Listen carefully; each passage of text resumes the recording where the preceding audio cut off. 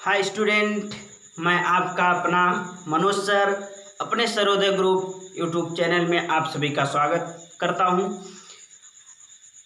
पिछली वीडियो में हम लोग पढ़े थे रैखिक बहुपद, द्विघात बहुपद को कैसे ग्राफ पेपर पर दिखाएंगे। तो आज की टॉपिक जो होगी हम लोगों की त्रिघात बहुपद को कैसे हम लोग ग्राफ पेपर पर दिखाएंगे। तो मैं आपको उम्मीद करता हूं कि पिछली वीडियो आपको बहुत अच्छी तरीके से समझ में आई होगी। तो चलिएगा हम लोग चलते हैं बिना देर किए हुए अपने टॉपिक पर। तो आज हम लोग पढ़ेंगे त्रिघात बहुपद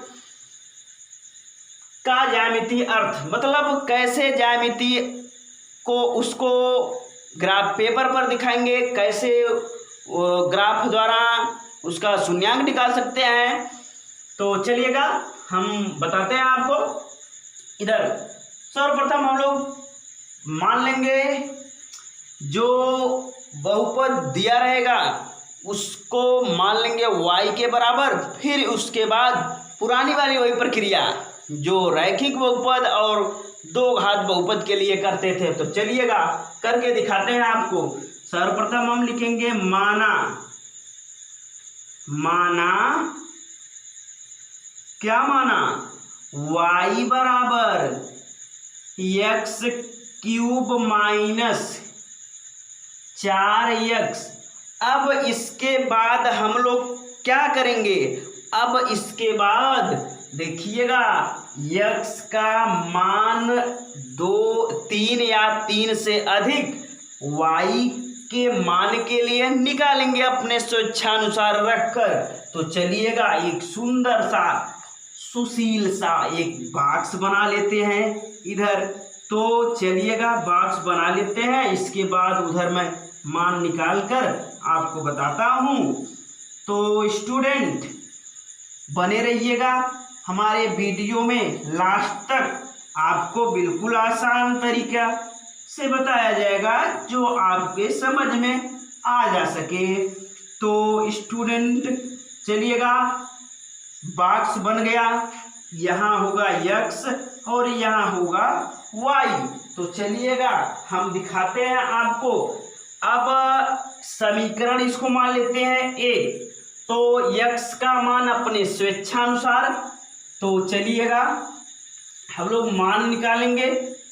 x बराबर एक बार 0, एक बार 1, फिर एक बार -1, एक बार 2, एक बार -2, 5 मान निकालेंगे y के लिए। तो चलिएगा समीकरण हम लोग माने हैं y बराबर एक्स क्यूब माइनस 4x। अब x का मान एक बार 0 रखेंगे, एक बार 1, एक बार -1, एक बार 2, एक बार -2। तो चलिएगा स्टूडेंट यहाँ पे x बराबर 0 रखते हैं।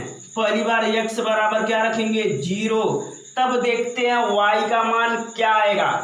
तो स्टूडेंट यदि हम x का मान 0, तो यहाँ 0 का क्यूब करेंगे तो 0 -4, यहाँ कुछ नहीं तो गुणा समझते हैं, गुणे x का मान 0। अब देखिएगा y बराबर 0 माइनस किसी भी संख्या में हम 0 से गुणा करते हैं तो वो भी संख्या 0 हो जाती है। तो चलिएगा ये भी संख्या क्या हो जाएगी 0 हो जाएगी। 0 में से 0 घटाएंगे तब भी क्या आएगा 0 आएगा, कुछ में से कुछ नहीं घटाएंगे तो कुछ नहीं आएगा। तो चलिएगा इधर हम लोग x का मान 0 रखें तो y का मान भी क्या आया 0 आया।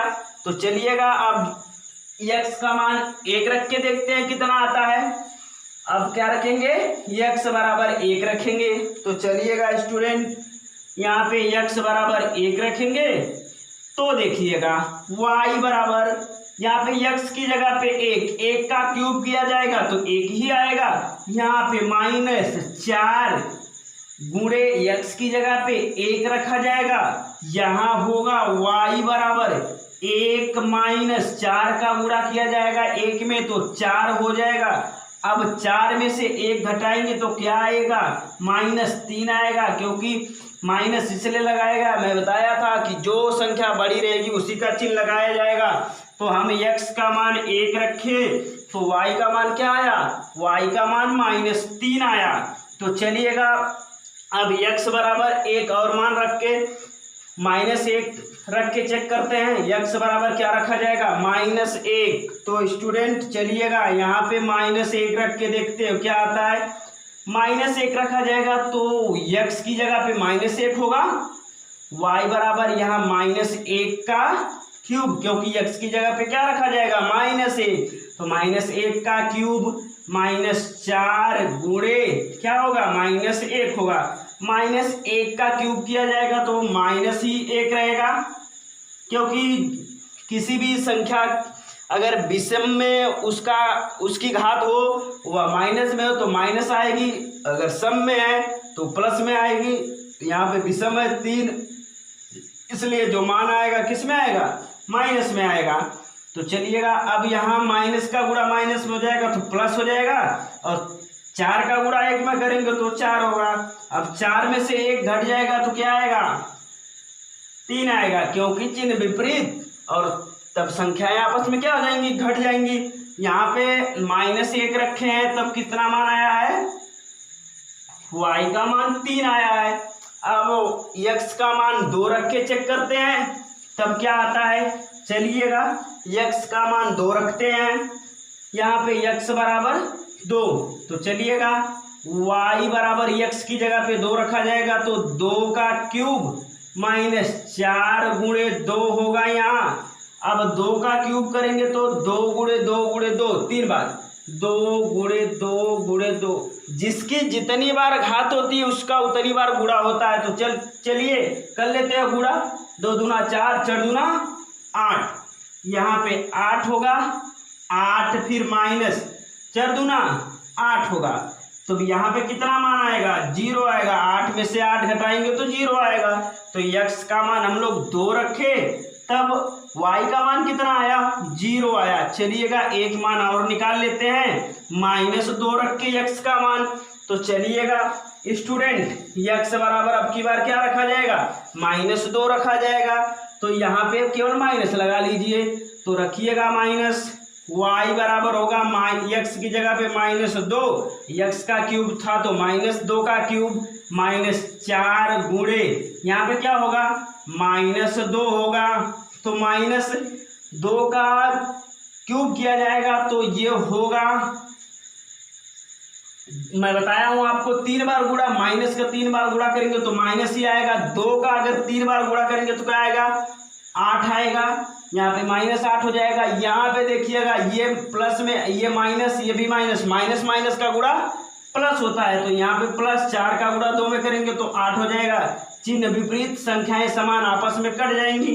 y बराबर क्या आएगा, मान 0 आएगा। यदि हम x बराबर -2 रखे तब भी y का मान क्या आया, 0 आया। तो चलिएगा स्टूडेंट इतना ही से अब ग्राफ बन जाएगा।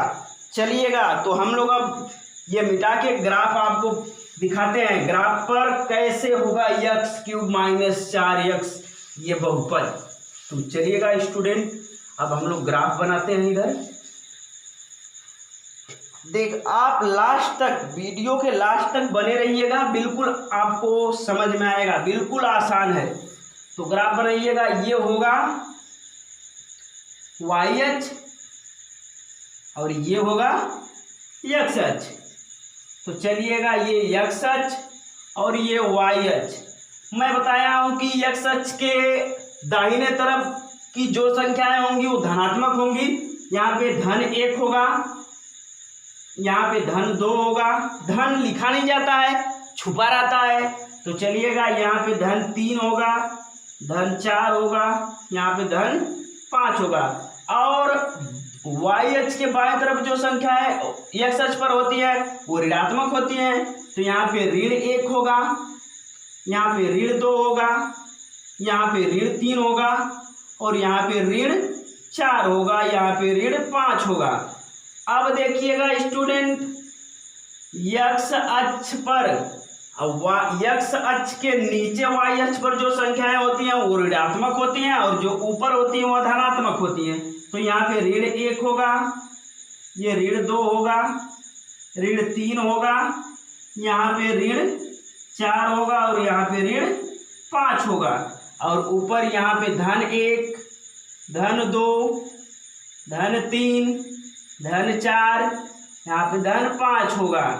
तो चलिएगा स्टूडेंट, अब हम लोग इसको देखिएगा, थोड़ी से इसको निर्देशांक के रूप में लिख लेते हैं। तो ये होगा x, y होगा, और ये होगा 0, 0, 0, 0, और ये होगा -1, और ये होगा -1, 3, और ये होगा, इधर देखिएगा 2, 0, और ये क्या होगा -2, 0।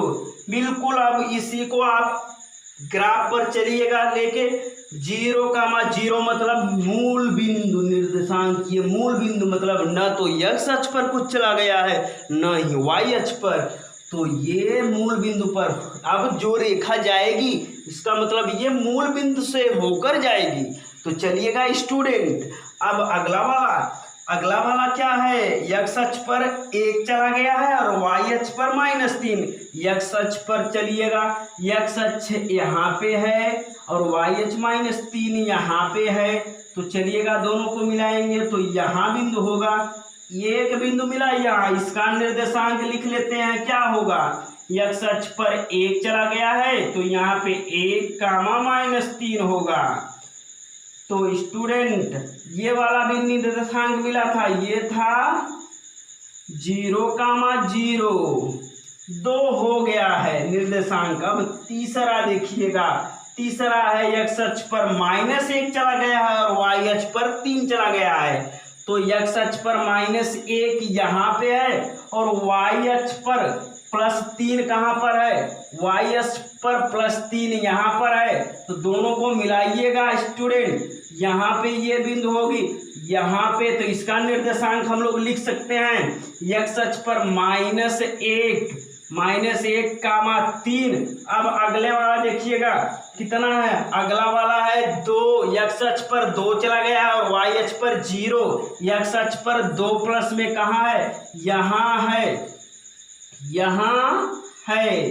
अब इसके बाद चलिएगा स्टूडेंट, अब देखिएगा y अक्ष पर 0 मतलब कुछ नहीं, और अब देखिएगा आगे x अक्ष पर क्या चला गया है, x अक्ष पर कितना चला गया है, -2 चला गया है। x अक्ष पर -2 कहाँ है, -2 ये है, -2 यहाँ पे, और y अक्ष पर क्या चला गया है, बिल्कुल 0 चला गया है। तो चलिएगा स्टूडेंट, अब ये देखते हैं हम लोग कहाँ, इसका निर्देशांक लिख देते हैं। इसका निर्देशांक होगा 2, 0, और इसका निर्देशांक होगा -2, 0। तो स्टूडेंट आप देखिएगा सबका हो गया 1, 2, 3, 4, 5। तो यहाँ पे देखिएगा 1, 2, 3, 4, 5। अब बिल्कुल आसान है, आप एकदम चलिएगा यहाँ से इस बिंदु से उठाइएगा, आप यहाँ से इस बिंदु से उठाइएगा, मूल बिंदु से होते हुए यहाँ से, कैसे, मूल बिंदु से यहाँ से रेखा जाएगी। तो चलिएगा इस बिंदु से काटेंगे, यहाँ देखिएगा ऐसे होते हुए, मूल बिंदु से होते हुए ऐसे, यहाँ से मूल बिंदु से ये पहले यहाँ पे काटी, फिर इसके बाद यहाँ पे भी था, यहाँ पे, फिर इसके बाद मूल बिंदु से कहाँ पे, यहाँ पे जाएगी ऐसे घूम के। ये हुआ आपका ग्राफ। तो स्टूडेंट आपको बहुत अच्छे तरीके से समझ में आया होगा, जहाँ जहाँ पर निर्देशांक था देखिएगा सब, यहाँ पे मूल बिंदु से गई, यहाँ पे ग्राफ, यहाँ पे निर्देशांक इसका यहाँ पे। तो ये हुआ त्रिघात बहुपद के लिए। अब मैं आपको पिछली वीडियो में बताया था, पहले के लिए ऐसे देखिएगा, इधर पहले वाले बहुपद के लिए बताया गया तो कुछ इस तरीके से ग्राफ था। ये x अक्ष था और ये y अक्ष। तो उस पहले वाले में कुछ ऐसे था ग्राफ, इस तरीके से, और दूसरे वाला ये पहले रैखिक के लिए। तो चलिएगा दूसरा वाला ग्राफ जो मैं आपको बताया था द्विघात के लिए, वो कुछ अलग था। वो था ये x अक्ष और ये y अक्ष, वह कुछ इस तरीके से था। तो इसका मतलब आप कुछ समझ रहे हैं। देखिएगा यहाँ पे x अक्ष पर ये रैखिक बहुपद एक बार काट रहा है और यहाँ पर द्विघात में x अक्ष पर 2 बार काट रहा है और त्रिघात में 3 बार काट रहा है। तो हम ऐसे भी कह सकते हैं, यदि रैखिक बहुपद का ग्राफ दिखाएंगे तो x अक्ष को एक बार काटेगा, देखिएगा इधर, और द्विघात बहुपद के निकालेंगे, दो घात बहुपद के लिए निकालेंगे तो x अक्ष को 2 बार वह काटेगा। यदि त्रिघात बहुपद के लिए निकालेंगे तो x अक्ष को कितनी बार काटेगा? 3 बार काटेगा। तो हम कह सकते हैं कि रैखिक बहुपद x अक्ष को 1 बार काटेगा और द्विघात बहुपद x अक्ष को 2 बार काटेगा और त्रिघात बहुपद रहेगा तो x अक्ष को 3 बार काटेगा। आप बिल्कुल ग्राफ देख के बता सकते हैं कि किस बहुपद का है। रैखिक बहुपद का ग्राफ है, 2 घात बहुपद का ग्राफ है, ये त्रिघात बहुपद का ग्राफ है। तो आपका पेपर में आपके आता है, दे देगा ऐसे कुछ, कहेगा बता दीजिए किस बहुपद का ग्राफ है, रैखिक बहुपद का कि 2 घात बहुपद का कि त्रिघात बहुपद का। तो आप देख के ऐसे बता देंगे, x अक्ष को जितनी बार वह रेखा काटेगी उतनी बार उसका वही 3 बार काटेगी। त्रिघात बहुपद 2 बार काटेगी तो द्विघात बहुपद यदि 1 बार काटेगी तो रैखिक बहुपद, यदि काटेगी ही नहीं तो शून्य बहुपद, बिल्कुल किसी ग्राफ बनेगा ही नहीं। तो स्टूडेंट कर लीजिए शॉर्ट स्क्रीन, आपको यह अच्छे तरीके से समझ में आया होगा, मैं उम्मीद करता हूँ। नहीं समझ में आया होगा, अगर कुछ कमी होगी तो आप कमेंट बॉक्स में कमेंट करके बताइएगा, इससे भी अच्छा बताने का प्रयास किया जाएगा। आप बिल्कुल सर्वोदय ग्रुप में जुड़िएगा, बेहतर से बेहतर केमिस्ट्री और मैथ 2 ही क्लास इस समय तो चल रही है, लेकिन अत्यंत प्रयास किया जा रहा है कि अच्छे से अच्छे तरीके से आपको बताया जाए कि कोई दिक्कत आपको ना हो समझने में। तो स्टूडेंट अब फिर अगली वीडियो में हम मिलते हैं आपको, तब तक के लिए बाय बाय, धन्यवाद।